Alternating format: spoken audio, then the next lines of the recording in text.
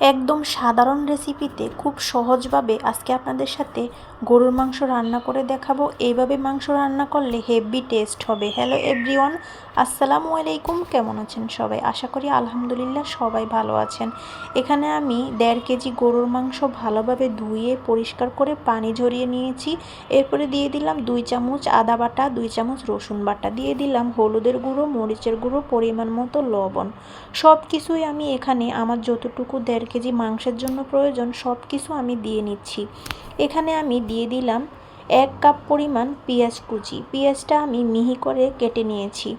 এরপরে আমি সবগুলো মিশ্রণকে খুবই ভালোভাবে মেখে রেখে দিব ম্যারিনেট করে 2 ঘন্টার জন্য।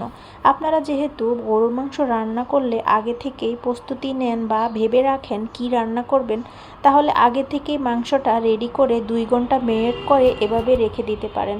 আমি দিয়ে দিলাম পরিমাণ মতো তেল দিয়ে সবগুলো মশলা দিয়ে আমি খুবই ভালোভাবে মসৃণভাবে মেখে নিচ্ছি।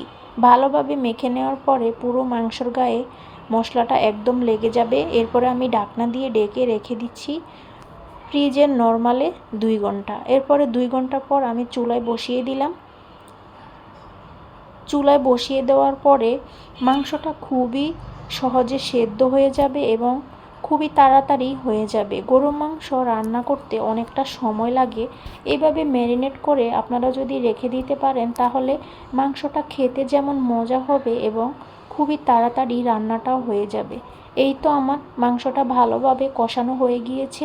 আমি ঝোলের জন্য পানি দিয়ে দিচ্ছি। আমার মাংসটা আরও ভালোভাবে কষানো হয়ে গিয়েছে। এখন আমি মাংসতে আলাদাভাবে একটা ফোড়ন দিয়ে দিব। এখানে আমি আরও 1 কাপের মতো পেঁয়াজ দিয়ে দিলাম তেলে। এরপর আমি ঝোলের জন্য গরম পানি দিয়ে দিয়েছি মাংসতে।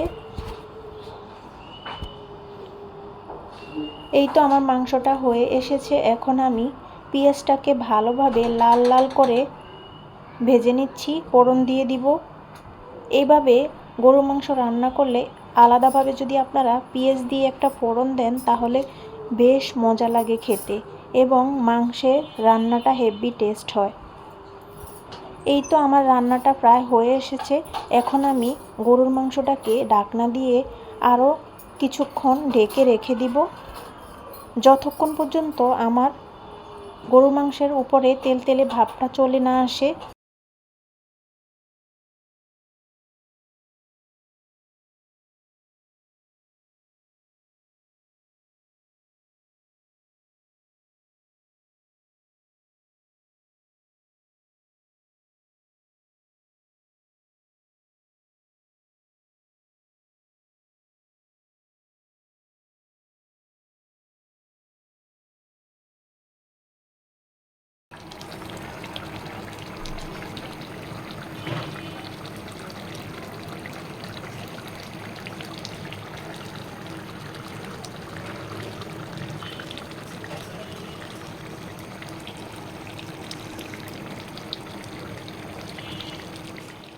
এই তো রান্নাটা একদম কমপ্লিট হয়ে গিয়েছে। এখন পরিবেশনের পালা।